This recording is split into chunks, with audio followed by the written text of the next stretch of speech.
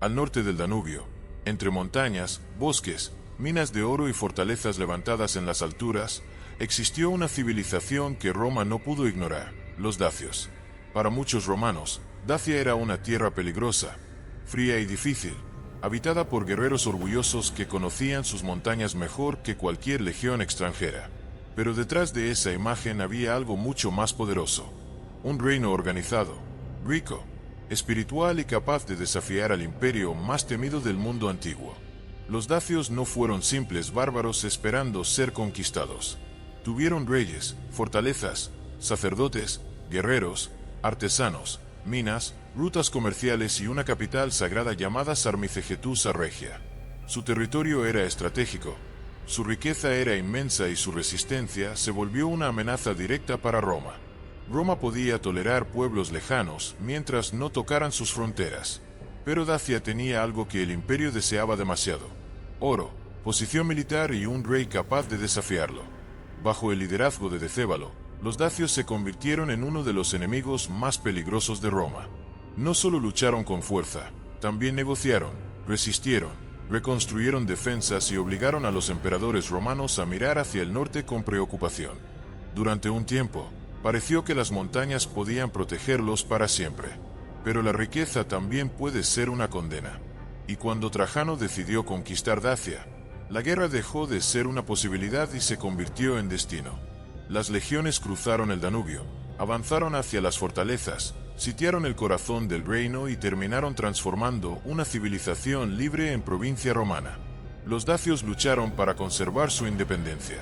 Pero Roma no solo quería vencerlos, quería tomar su oro, controlar su territorio y convertir su memoria en trofeo imperial. Esta es la historia de una civilización que vivió entre fe, guerra, riqueza y montaña.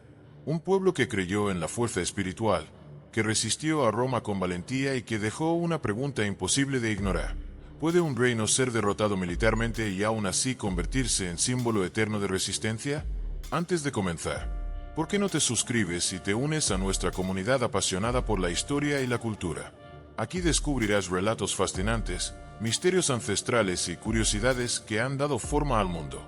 Mientras lo haces, activa la campana de notificaciones para no perderte ninguna de nuestras increíbles historias.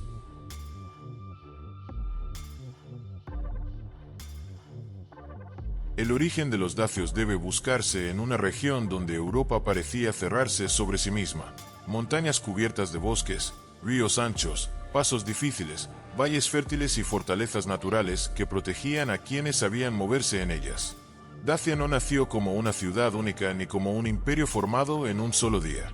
Nació como un mundo de tribus, aldeas, jefes guerreros, santuarios y rutas entre los Cárpatos, el Danubio y las tierras de la antigua Europa oriental. Los dacios pertenecían al horizonte tracio del norte, emparentados con los getas, un pueblo que las fuentes griegas y romanas mencionaron con respeto, sorpresa y a veces temor. Los pueblos del norte del Danubio no eran una masa uniforme, sino comunidades conectadas por parentesco, guerra, comercio, religión y liderazgo. Desde lejos, Roma podía llamarlos bárbaros de montaña, pero detrás de esa palabra había un pueblo capaz de organizar poder, defender territorio y convertir la geografía en escudo. El territorio fue una de las claves de su identidad. Los Cárpatos ofrecían refugio, madera, minerales y alturas defensivas. El Danubio funcionaba como frontera, camino, barrera y contacto con Roma. Los valles permitían agricultura, y las montañas escondían recursos que más tarde despertarían la codicia imperial: oro, plata, hierro y sal. Vivir en Dacia exigía aprovechar diferentes ambientes. Un pueblo de llanura podía avanzar rápido, pero un pueblo de montaña aprendía a esperar, observar y atacar donde el enemigo perdía ventaja. La economía dacia tuvo una base agrícola y ganadera. Cultivaban cereales como trigo, cebada y mijo, además de legumbres y productos adaptados al clima. Criaban animales para carne, leche, cuero, transporte y prestigio. La sal servía para conservar alimentos y comerciar. El hierro permitió fabricar herramientas y armas. Y el oro, presente en zonas montañosas, no solo era riqueza material, también era una condena futura. Porque un reino que guarda metales preciosos cerca de la frontera romana no permanece invisible para siempre. Su gastronomía debió ser práctica, fuerte y rural. El pan y las gachas de cereal eran alimentos básicos. La carne de ganado, cerdo, oveja o caza acompañaba celebraciones y banquetes de élite. Los lácteos, la miel, frutas silvestres, legumbres y bebidas fermentadas completaban la alimentación. El vino llegó por contactos con griegos, tracios del sur y romanos. Para los dacios, comer juntos reforzaba lealtades. Un jefe que alimentaba a sus guerreros demostraba que podía sostenerlos. La jerarquía social se fue fortaleciendo con el tiempo. Existían campesinos, pastores, mineros, artesanos, guerreros, nobles y líderes religiosos. Las fuentes hablan de una aristocracia identificada con los tarabostes, reconocibles por su gorro o símbolo de rango, frente a los comati, la población común. Esta diferencia muestra que Dacia no era una sociedad plana. Había prestigio, autoridad, linajes y desigualdad. La élite guerrera tenía poder, pero la élite religiosa también era fundamental. La religión dacia es uno de sus aspectos más fascinantes. En torno a Zalmoxis, figura mencionada por autores antiguos, se desarrolló una tradición asociada a la inmortalidad, la vida después de la muerte y la fuerza espiritual. No conocemos todos los detalles de sus creencias, porque los dacios no dejaron textos propios comparables a los romanos. Pero los relatos antiguos sugieren que su visión de la muerte impresionó a los extranjeros. Un pueblo que cree que la muerte no es el final puede enfrentar la guerra de otra manera. Roma podía derrotar ejércitos con disciplina y hierro, pero un guerrero que no temía la muerte de la misma forma era un enemigo mucho más difícil de quebrar. La psicología dacia se formó entre orgullo territorial, fe espiritual y resistencia. No eran un pueblo aislado sin contactos. Conocían a griegos, celtas, escitas, tracios, sármatas y romanos. Comerciaban, guerreaban, copiaban técnicas y adaptaban influencias, pero conservaban una fuerte identidad de frontera. La frontera enseña desconfianza. Enseña que el vecino puede ser aliado hoy y amenaza mañana. Enseña que la riqueza debe defenderse y que la independencia solo existe mientras haya fuerza. La arquitectura dacia comenzó con asentamientos fortificados y alcanzó un nivel extraordinario en las fortalezas de montaña. Su manera de construir respondía al paisaje. No buscaban solo levantar muros visibles, sino dominar alturas, controlar pasos y proteger centros políticos y religiosos. Con el tiempo, esa tradición llegaría a Sarmicegetusa Regia y al sistema defensivo de los Montes Ortie, pero sus raíces estaban en una idea clara. El territorio debía organizarse para resistir. Las guerras formaron parte de su desarrollo desde temprano. Era una civilización fronteriza, y en las fronteras la guerra era política, defensa y prestigio. Los dacios chocaron con pueblos vecinos, participaron en redes de poder regional y más tarde entraron en conflicto directo con Roma. Antes de Decébalo, ya hubo líderes que buscaron unir tribus y crear una autoridad mayor. El gran antecedente fue Burebista, en el siglo I a.C. Bajo su liderazgo, los dacios alcanzaron una expansión impresionante y se convirtieron en una fuerza regional que preocupó incluso a Roma. Logró reunir grupos diversos, controlar territorios amplios y proyectar poder hacia zonas vecinas. Su reino no duró unido para siempre, pero dejó una idea peligrosa. Dacia podía convertirse en reino. Esa unión no fue eterna, pero bastó para demostrar que, si los dacios se organizaban bajo un líder fuerte, el norte del Danubio podía convertirse en una amenaza real para Roma. Para los griegos, los getas y dacios eran pueblos del norte cargados de misterio religioso. Para los romanos, fueron vecinos incómodos, enemigos peligrosos y finalmente un objetivo estratégico. Su fama creció por su valentía, falx, arma curva capaz de causar heridas terribles, y por su dominio del terreno. Roma los respetó porque eran difíciles de vencer en su propio mundo. Así se formó la civilización dacia, entre montañas, minas, agricultura, guerra, fe y contactos con grandes potencias. Fue un pueblo que aprendió a convertir su territorio en fortaleza, su riqueza en poder y su religión en fuerza interior. Pero precisamente esas tres cosas, territorio, riqueza y orgullo, terminarían atrayendo la mirada de Roma. El origen fue una historia de adaptación y resistencia, pero su grandeza escondía una amenaza. Cuanto más fuerte se volvía, más inevitable era que Roma quisiera romperla.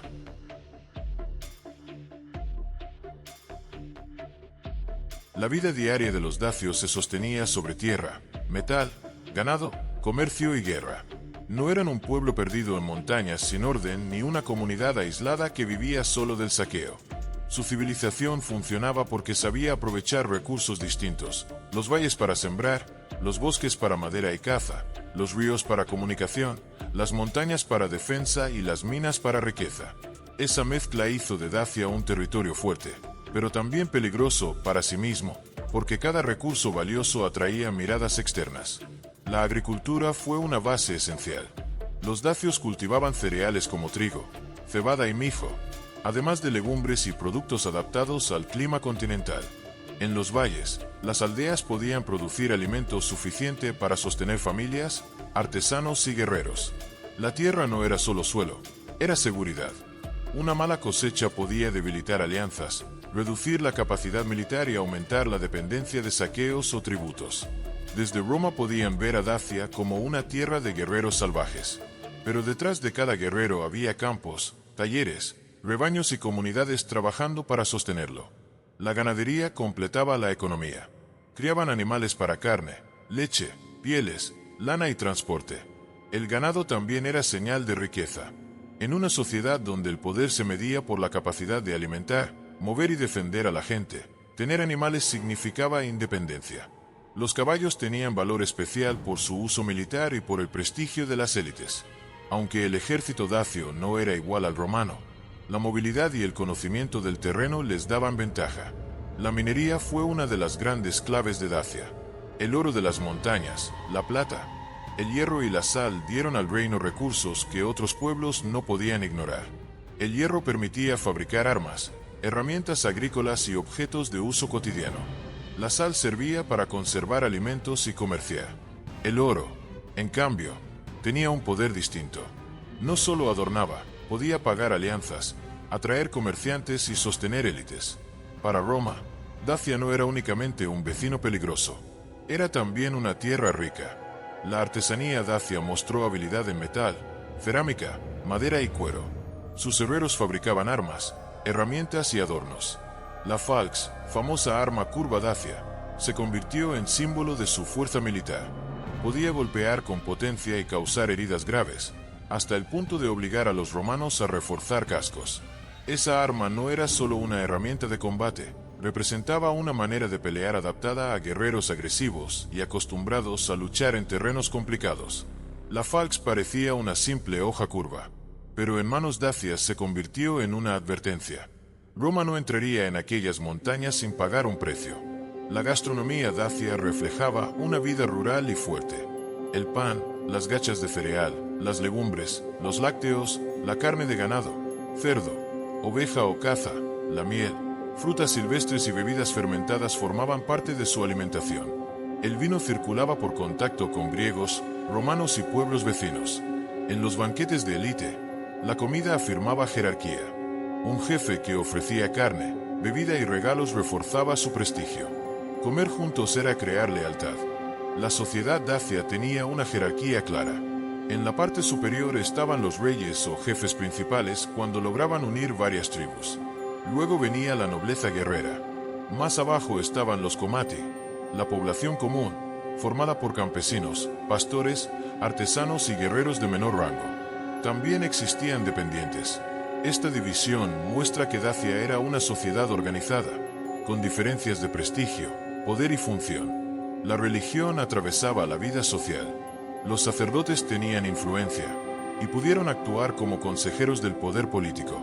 La figura de Zalmoxis, relacionada con la inmortalidad en relatos antiguos, muestra que la espiritualidad no era un detalle secundario. La creencia en una vida más allá de la muerte pudo fortalecer la psicología guerrera. Si la muerte no era el final, el miedo cambiaba de forma. Su religión podía darles otra manera de enfrentar el peligro. La arquitectura dacia respondía a su mundo. Las aldeas se adaptaban al terreno, pero las fortalezas fueron su expresión más poderosa. Construían en alturas, controlaban pasos y usaban murallas de piedra, madera y tierra según la región. Las fortalezas de montaña no eran simples refugios, eran centros de poder, defensa, administración y ritual. En ellas se protegían élites, tesoros, santuarios y decisiones políticas. Los romanos levantaban caminos rectos para imponer orden. Los dacios levantaban fortalezas donde la propia tierra parecía luchar a su favor. La psicología colectiva dacia se formó en una frontera tensa. Vivían cerca de pueblos diversos y del mundo romano, por lo que aprendieron a negociar, copiar, comerciar y resistir. No rechazaban todo lo extranjero, tomaban lo útil, adaptaban técnicas y participaban en redes de intercambio, pero conservaban un fuerte sentido de independencia. Para un pueblo de montaña, aceptar dominio externo podía sentirse como perder el alma del territorio. La libertad era seguir controlando santuarios, minas, bosques, aldeas y rutas. Los demás pueblos los percibían de forma ambigua. Los griegos los relacionaban con los getas y con creencias sobre la inmortalidad. Los romanos los veían como peligrosos, valientes y ricos. Los pueblos vecinos podían verlos como aliados, rivales o amenaza. Esa percepción cambió cuando Dacia empezó a unificarse bajo reyes fuertes. Un grupo tribal puede ser contenido. Un reino montañoso, rico y dirigido por líderes capaces, se convierte en problema estratégico. La guerra era parte de su comportamiento político. Las tribus dacias luchaban entre sí, contra vecinos y potencias mayores. El prestigio de un líder dependía de su capacidad para vencer, negociar y proteger. Un rey débil podía perder apoyo. Un rey fuerte podía unir clanes, dirigir campañas y desafiar al Danubio romano. Esa cultura de guerra no era caos permanente, era equilibrio donde el poder se probaba constantemente. La riqueza hizo fuerte a Dacia, pero esa misma riqueza la convirtió en una presa demasiado tentadora para Roma. Así, la vida dacia fue una mezcla de campo, metal, fe y fortaleza. Su poder venía de la tierra que habitaban y de la manera en que convirtieron los recursos en identidad. Ese fue su logro y su condena. Un reino rico y orgulloso, junto a la frontera romana, tarde o temprano sería obligado a defender cada símbolo de su libertad total.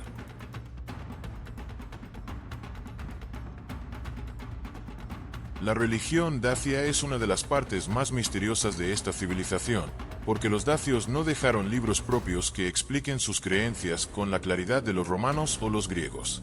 Lo que sabemos llega por testimonios antiguos, restos arqueológicos, santuarios de montaña y comparaciones con pueblos tracios relacionados. Por eso, al hablar de su mundo espiritual, hay que hacerlo con cuidado. Pero incluso con esas limitaciones, aparece una idea poderosa. Los dacios no veían la religión como algo separado de la guerra, la política o la identidad. Para ellos, la fe podía sostener el valor, ordenar la vida y justificar la autoridad.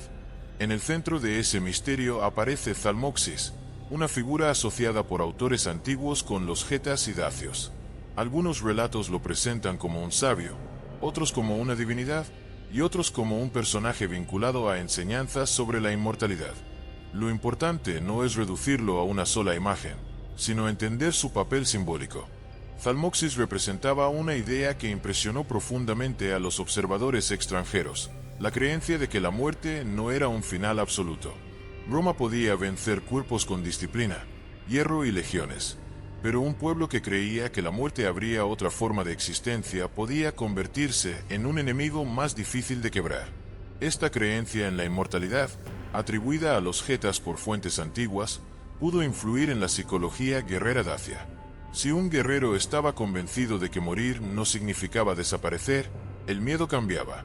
No se eliminaba por completo, porque ningún ser humano deja de sentir peligro, pero se transformaba en otra cosa: honor, deber, confianza espiritual y disposición al sacrificio. Esa mentalidad ayudaba a sostener la resistencia frente a enemigos poderosos. Para Roma, acostumbrada a medir fuerzas en términos de disciplina militar, encontrarse con un pueblo que unía guerra y trascendencia era inquietante. Los sacerdotes dacios ocupaban un lugar importante. No eran simples acompañantes de rituales, podían influir en decisiones políticas y sociales.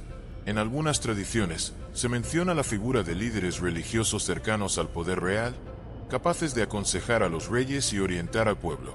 Esta relación entre sacerdote y rey muestra que Dacia no era una sociedad donde la autoridad dependiera solo de la espada. El poder necesitaba legitimidad espiritual. Un rey fuerte debía vencer, pero también debía presentarse como parte de un orden mayor.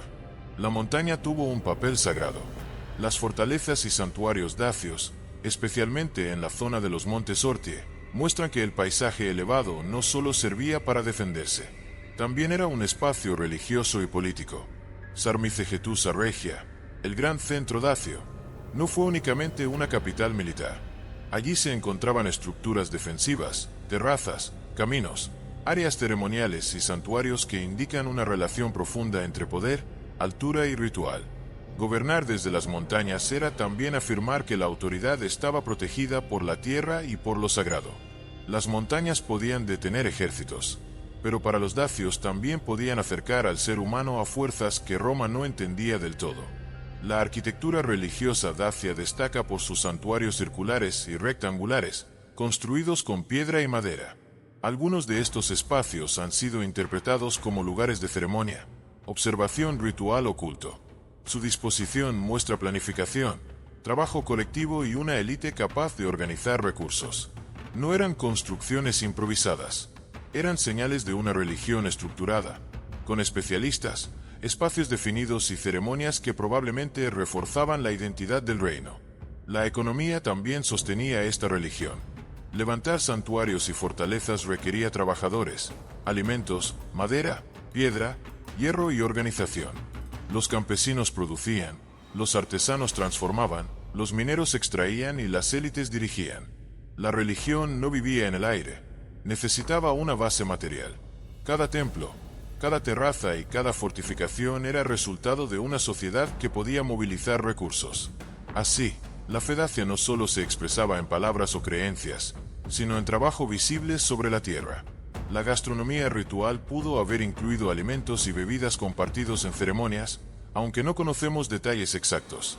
En muchas sociedades antiguas, los banquetes, la carne, el pan, las bebidas fermentadas y las ofrendas tenían valor religioso y político. Entre los dacios, comer y beber juntos podía reforzar vínculos de comunidad, juramento y liderazgo. La mesa de un jefe o de una élite no era solo un lugar de comida. Podía ser un espacio donde se confirmaban alianzas y se recordaba el orden social. La jerarquía religiosa se vinculaba con la jerarquía política. Los nobles guerreros, los sacerdotes y los reyes compartían el control simbólico del pueblo. Los tarabostes, como aristocracia, podían distinguirse por su rango y su cercanía al poder. Los comati, población común, sostenían con trabajo la vida del reino. Pero todos participaban de una visión donde Dacia no era solo un territorio material. Era una comunidad protegida por dioses, ancestros, montañas y juramentos. La psicología colectiva dacia estaba atravesada por el orgullo de pertenecer a una tierra difícil. No se trataba solo de vivir en montañas y bosques, se trataba de sentirse parte de ellos. Esa relación creaba una identidad fuerte. Un invasor no atacaba únicamente aldeas o fortalezas. Atacaba santuarios, rutas, minas, tumbas, memoria y honor. Por eso la defensa del territorio podía sentirse como defensa del mundo espiritual. Para Roma, Dacia era una frontera rica que debía controlarse. Para los dacios, era una tierra viva que no podía entregarse sin romper la esencia del pueblo. Los romanos percibieron esta religiosidad con una mezcla de curiosidad y preocupación. Les llamaba la atención la relación de los getas y dacios con la inmortalidad. También les preocupaba que esa creencia alimentara la resistencia. Un enemigo que no teme morir de la misma manera obliga a cambiar la estrategia. No basta con intimidarlo, hay que destruir su capacidad de reorganizarse, quebrar sus centros de poder y tomar sus símbolos.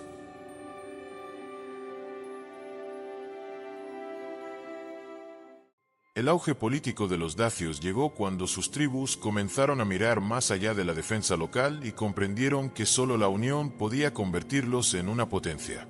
Dacia había sido un mosaico de comunidades, jefes, fortalezas y linajes. Pero la presión de pueblos vecinos y la cercanía creciente de Roma hicieron evidente una verdad difícil. Una tribu podía resistir una incursión, pero un reino unido podía desafiar a un imperio. El primer gran nombre de esa transformación fue Burebista, un rey del siglo I a.C. que reunió a numerosos grupos dacios y getas. Su poder no nació solo de la espada. Necesitó alianzas, prestigio, disciplina, control religioso y capacidad para convencer a élites guerreras de que la unión era más útil que la rivalidad. Bajo su liderazgo, Dacia se expandió, se convirtió en una fuerza que Roma ya no podía observar con indiferencia. Roma podía ignorar a tribus dispersas en montaña, pero un rey capaz de unirlas cambiaba por completo el equilibrio del Danubio. Burebista fortaleció la autoridad real y, según tradiciones antiguas, contó con la influencia de Deceneo, un sacerdote o consejero religioso respetado. Esta relación entre rey y sacerdote muestra que el poder dacio no era solo militar. La guerra necesitaba legitimidad espiritual. La religión podía ordenar la sociedad, limitar excesos, reforzar disciplina y presentar la unidad como necesidad sagrada. La jerarquía dacia se volvió más compleja. En la cima estaba el rey, rodeado por nobles guerreros, sacerdotes y jefes regionales. Los tarabostes formaban la aristocracia, vinculada al mando, la guerra y el prestigio. Los comatis sostenían la vida productiva como campesinos, artesanos, pastores, mineros y combatientes de menor rango. Esta estructura permitía movilizar recursos, construir defensas, organizar campañas y sostener centros de poder. No era un estado romano, pero tampoco un caos tribal. La economía alimentó esa expansión. Los campos producían cereales y legumbres, los rebaños daban carne, leche y cuero. Los bosques ofrecían madera, las minas entregaban oro, plata, hierro y sal. Con hierro se fabricaban herramientas y armas. Con oro se consolidaban élites, alianzas y prestigio. Con sal se conservaban alimentos y se comerciaba. La riqueza no era decorativa, era poder político. Un rey con recursos podía premiar, fortificar, negociar y guerrear. El oro hacía brillar a Dacia ante sus propios nobles, pero también encendía una luz peligrosa que Roma podía ver desde muy lejos. La arquitectura militar alcanzó una importancia enorme. Los dacios no construyeron sus fortalezas como simples muros aislados. Las integraron al paisaje. Escogían alturas, pasos, terrazas y posiciones donde el terreno trabajaba a su favor. Las fortalezas de los montes Ortie, con Sarmicegetusa Regia, muestran una combinación de defensa, religión y gobierno. Allí había murallas, caminos, áreas ceremoniales y espacios donde el poder se concentraba entre piedra, bosque y altura. Sarmicegetusa Regia fue mucho más que una capital. Fue centro político, militar y espiritual. Desde allí se articulaba un mundo que unía fortalezas, santuarios y rutas. Su ubicación en la montaña la hacía difícil de alcanzar, y su arquitectura expresaba una idea clara. El poder dacio no se entregaba fácilmente. Para llegar al corazón del reino, un enemigo debía subir y enfrentar defensores que conocían cada paso. La guerra dacia combinaba valentía individual, conocimiento del terreno y armas temibles. La falx, hoja curva usada por guerreros dacios, se volvió famosa por su capacidad de golpear con fuerza y causar heridas graves. Los romanos llegaron a adaptar sus defensas ante este tipo de arma, reforzando protecciones para reducir su impacto. No eran enemigos improvisados. Obligaron a Roma a aprender. La gastronomía del reino seguía conectada con la vida rural. Panes sencillos, gachas, carne, lácteos, miel, legumbres, frutas y bebidas fermentadas sostenían a campesinos y guerreros. En los banquetes de élite, la comida reforzaba rango. Un jefe que ofrecía carne y bebida mostraba poder ante sus guerreros. La mesa servía para pactar, honrar y recordar que la lealtad también se alimenta. Tras la muerte de Burebista, su gran construcción política se fragmentó. Ese fue uno de los grandes problemas de Dacia. Unir tribus era posible, pero mantenerlas unidas requería una autoridad excepcional. Sin un líder fuerte, las rivalidades reaparecían. La civilización dacia conservó riqueza, fortalezas y memoria, pero la unidad política se volvió más difícil. Roma observaba, esperaba, medía el peligro. Décadas después, el nombre que volvió a elevar a Dacia fue Decébalo. A finales del siglo I después de Cristo, este rey demostró una mezcla peligrosa de valor militar, inteligencia diplomática y capacidad de reorganización. No fue solo un guerrero impulsivo. Supo negociar, aprovechar tratados, reconstruir defensas y sostener la resistencia. Bajo su mando, Dacia volvió a convertirse en un problema serio para Roma. Decébalo podía ser derrotado en una campaña, pero mientras conservara sus montañas, sus ingenieros y su voluntad, Roma nunca podía sentirse segura. Antes de Trajano, los dacios ya habían enfrentado a Roma bajo el emperador Domiciano. En el año 86 después de Cristo, las tensiones se convirtieron en guerra. Las campañas fueron difíciles para Roma, y los dacios lograron golpes importantes. Finalmente, se alcanzó un acuerdo que muchos romanos consideraron humillante, porque Dacia recibió apoyo técnico y recursos a cambio de una paz inestable. Para Decébalo, ese tratado fue oportunidad. Para Roma, fue una herida en el orgullo imperial. La percepción romana de los dacios cambió. Ya no eran solo bárbaros del norte, eran un reino con rey astuto, fortalezas difíciles, recursos ricos y capacidad para amenazar la frontera. Esa combinación era intolerable para un imperio que necesitaba mostrar autoridad. Roma podía aceptar aliados subordinados, pero no un vecino que recibiera beneficios, se fortaleciera y siguiera siendo potencial enemigo. Las montañas les daban seguridad, pero ninguna montaña podía ocultar para siempre un reino que Roma ya había decidido vigilar. Así, de Burebista a Decébalo, Dacia pasó de poderes regionales a reino capaz de desafiar a Roma. Sus fortalezas fueron escudos, sus reyes símbolos, sus minas tentación y su religión una fuerza interior. Pero esa grandeza tenía un costo. Cada tratado roto y cada victoria contra Roma hacía más probable la llegada de una respuesta definitiva.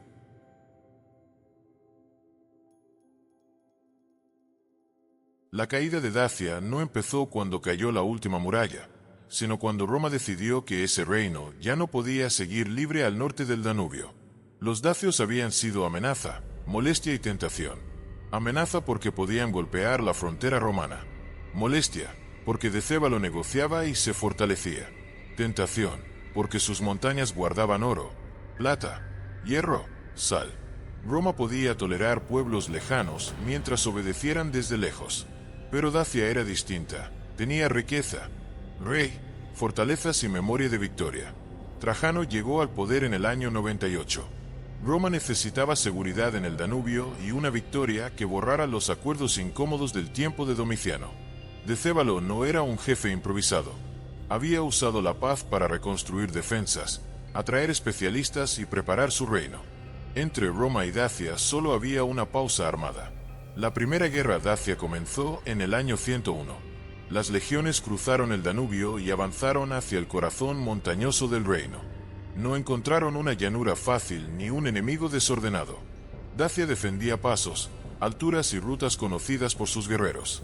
La Falx Dacia, arma curva y temible, obligó a los romanos a reforzar cascos y protecciones.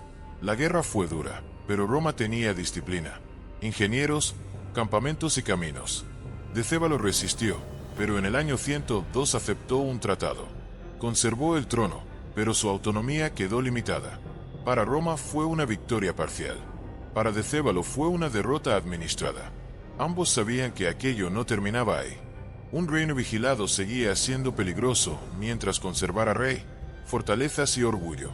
Parecía que la paz había salvado a Dacia por un tiempo, pero en realidad solo había dejado claro que Roma volvería para terminar lo que empezó.